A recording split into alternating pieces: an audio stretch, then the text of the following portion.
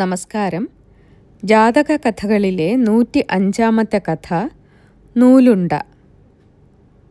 പരുത്തിത്തോട്ടത്തിലെ കാവൽക്കാരി ഒരു ദിവസം കുറേ പരുത്തിയെടുത്ത് നൂല് പിരിച്ചു.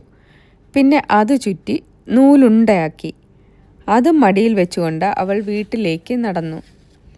വഴിയിൽ കുളം കണ്ടപ്പോൾ അവൾ വിചാരിച്ചു, ഒന്ന് കുളിച്ചിട്ട് പോകാം. അഴിച്ചു വെച്ച വസ്ത്രത്തിനു മുകളിൽ നൂലുണ്ട വെച്ചിട്ട് അവൾ കുളത്തിലേക്ക് ഇറങ്ങി. അതുവഴി വന്ന മറ്റൊരു സ്ത്രീ ഇത് കണ്ടു. അവൾക്ക് ആ നൂലുണ്ട കൈക്കലാക്കണമെന്ന് തോന്നി.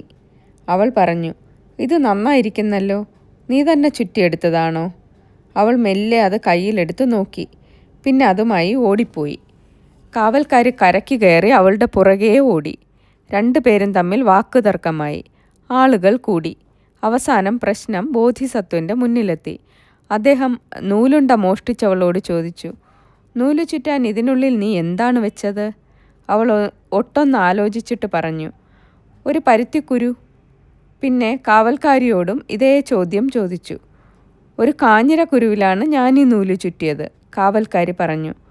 ബോധിസത്വൻ എല്ലാവരുടെയും മുന്നിൽ വെച്ച് തന്നെ നൂലുണ്ട അഴിക്കാൻ തുടങ്ങി. അഴിച്ചഴിച്ച് ചെന്നപ്പോൾ അതാ ഒരു കാഞ്ഞിരക്കുരു. അത് കണ്ട് എല്ലാവർക്കും സത്യം ബോധ്യമായി. നൂലുണ്ട കാവൽക്കാരിക്ക് തന്നെ കൊടുത്തു. മറ്റേ സ്ത്രീയെ ഉപദേശിച്ച് മാപ്പ് കൊടുത്തു വിട്ടു. ഈ സംഭവവും രാജാവിൻ്റെ ചെവിയിലെത്തി. നന്ദി.